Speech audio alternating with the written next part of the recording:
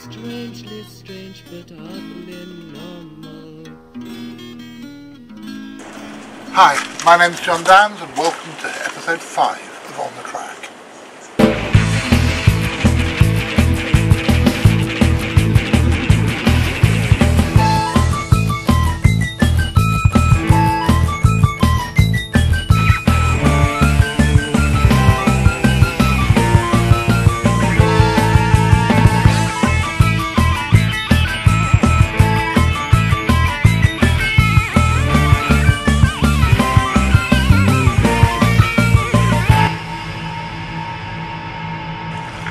I'm not a great fan of the winter, and here on the North Devon coast the gales can be appalling.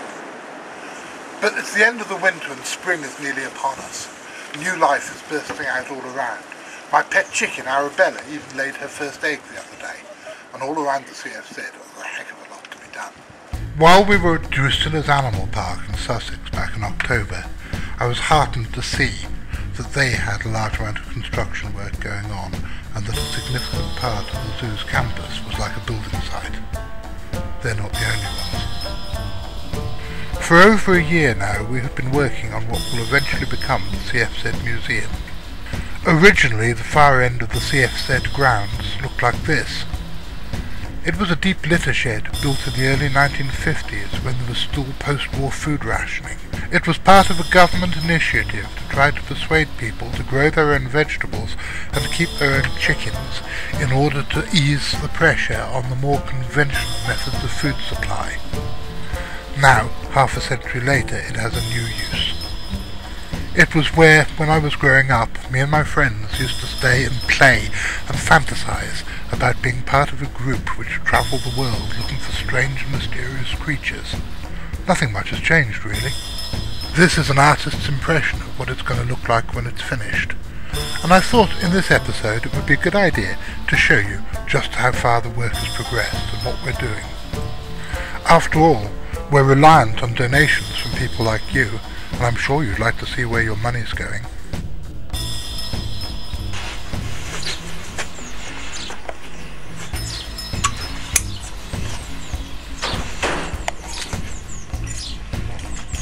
Hello, I'm Graham Inglis. I'm doing the building of the aviary at the moment, and it's almost complete.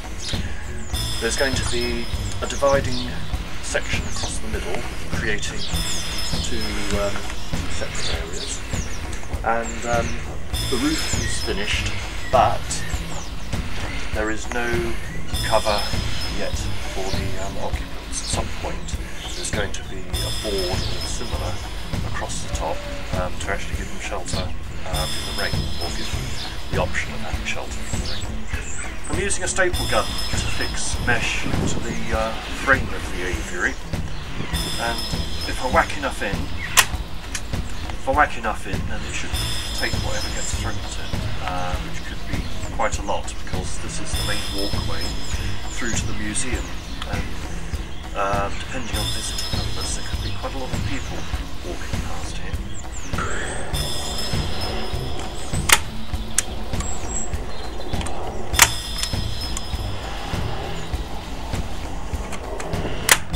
The more staples the merrier, I'd say.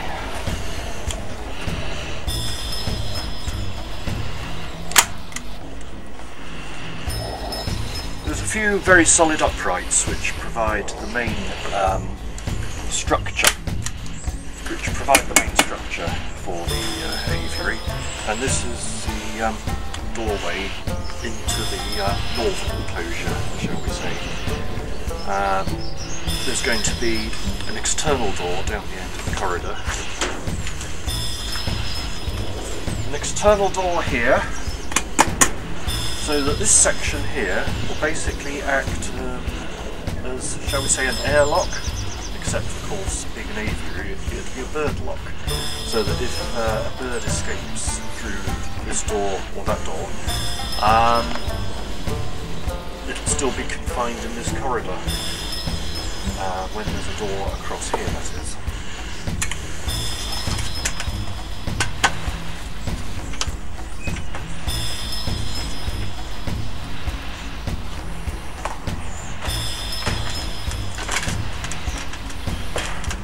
Just doing the last bits of waterproofing now.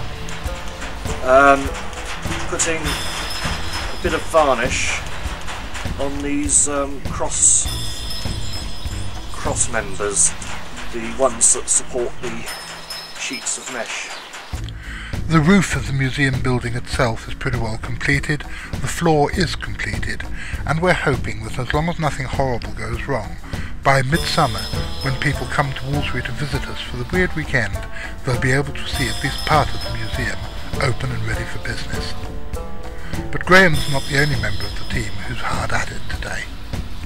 I'm spending the day remastering the first of the yearbooks we did back in 1996.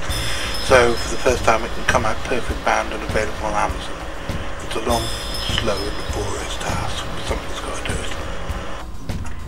Hello, I'm Karina Downs and I'm just proofreading the Big Cat Yearbook 2008 after updating all the membership lists and doing the book orders this morning. Hi, my name's Sol Lewis and I've been filming on the track. But enough about what we have been doing. Come on guys, I want to talk to you about porcupines. I've been a fan of these peculiar rodents for many years, ever since I first saw them as a child in Hong Kong, back in the 1960s. But as many of you will know, I've carried out 2 major expeditions to the Caribbean island of Puerto Rico in search of a grotesque creature called the chupacabra. For about 15 years now, this grotesque bipedal creature has been reported from the island of Puerto Rico, the largest of the Lesser Antilles. There have been hundreds of suggestions about what this creature may be. An alien? An escapee from a government research laboratory? Or something from the 8th dimension? But I have an even more interesting idea. But you may ask why we've decided to cover the subject of the chupacabra now on the track. Well, it's not just because I've got a new book coming out later this year on the subject, but it's by request of one of our viewers. 2 months ago, somebody called Chavez Moore left us this message. Well, whilst we can deplore his abuse of the Queen's English, the sentiment is quite a good one. So, Chavez, old friend, this is for you. I've made 2 visits to the island of Puerto Rico, and I've spent days on end driving up roads like these, up and down El Yunque, the rainforest mountain in the interior. I've interviewed nearly 50 eyewitnesses, either to the chupacabra or to its vampiric predations, and several interesting things have come to light.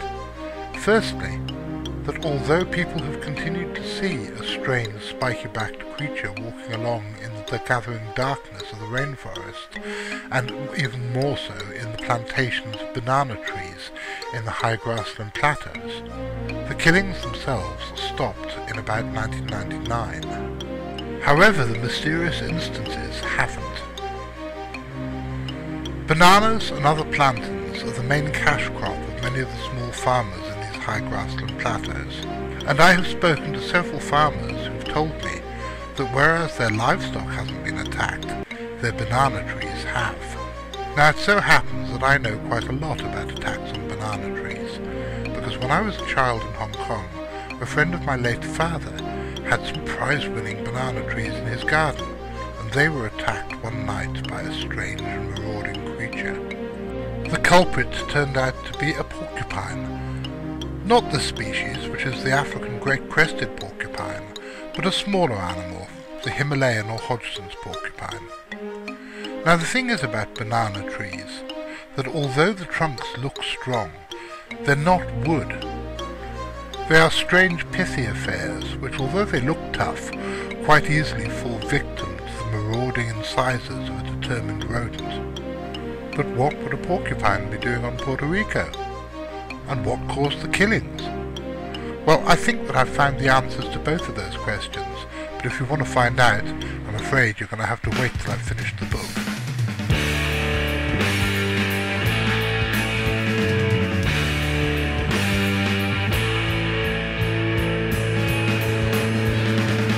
What's new, pussycat? Whoa, whoa, whoa. What's new,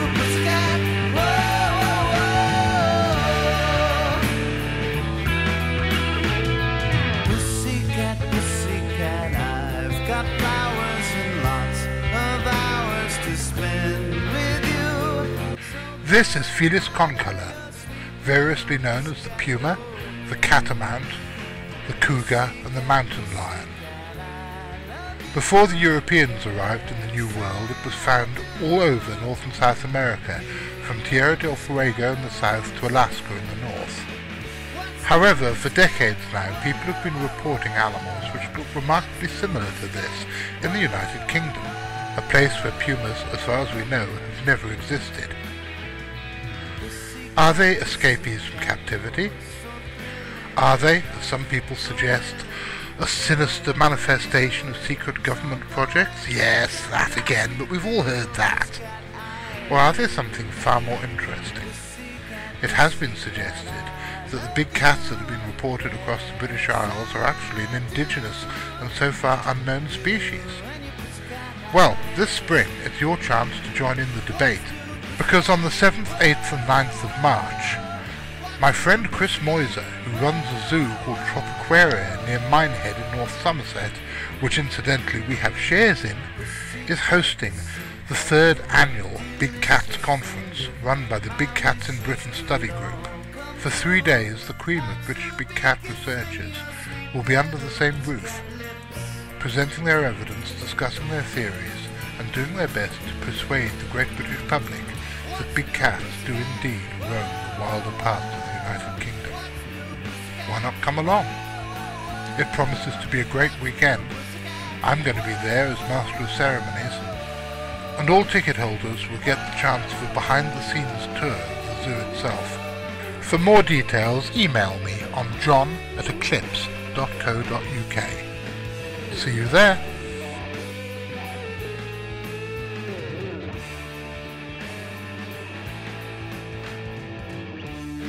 But now it's time for our monthly roundup of new and rediscovered species.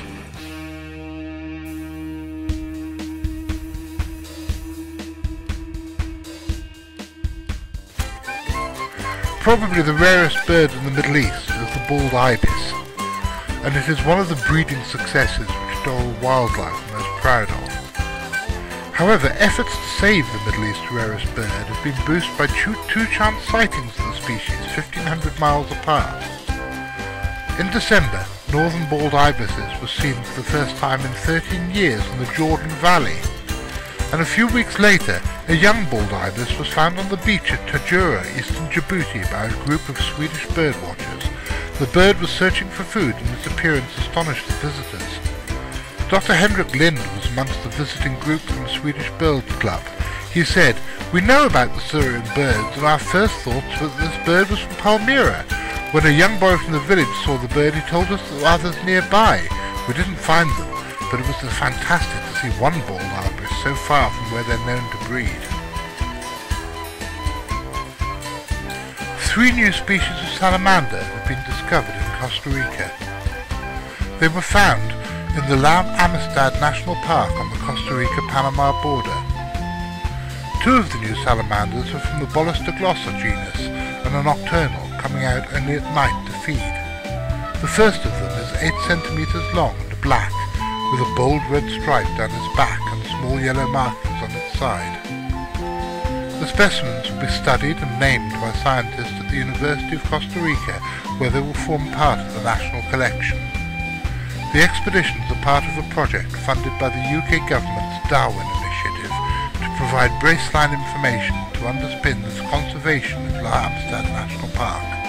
The National History Museum is working on partnership with Costa Rica's National Biodiversity Institute, the University of Costa Rica, the University of Panama, and Panama's National Park authorities. One of the most interesting stories in herpetology in recent years has been the rediscovery of the giant Galosia lizards from the Canary Islands. The giant La Palma lizard, Galosia ourachii, was thought to have been as dead as the dodo, but now Jose Antonio Matteo from the Species Recovery Centre on the Canary Island of La Gomera has found the species still at large on the island of La Palma. As long as 25 years ago it was thought that the only giant lizards to survive were on Gran Canaria, but since then small colonies of the reptile have been found on Tenerife, La Gomera, El Hierro and now La Palma.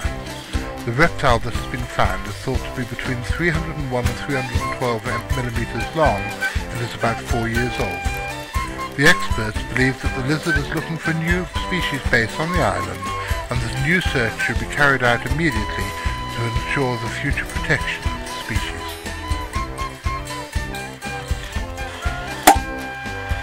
Maybe vulgar, but at £3.98 a bottle, who cares? It's 1:30 in the morning, and we've just completed yet another edition of On the Track. My mother would probably be rolling her grave now, because she always hated the idea of pink champagne.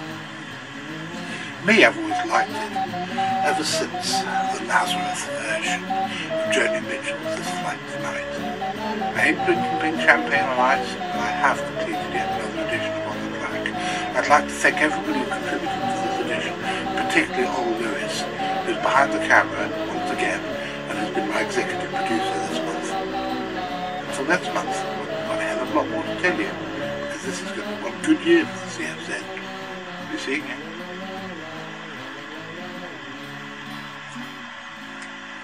Only the other day I was making hay, for I supposed the sun was shining.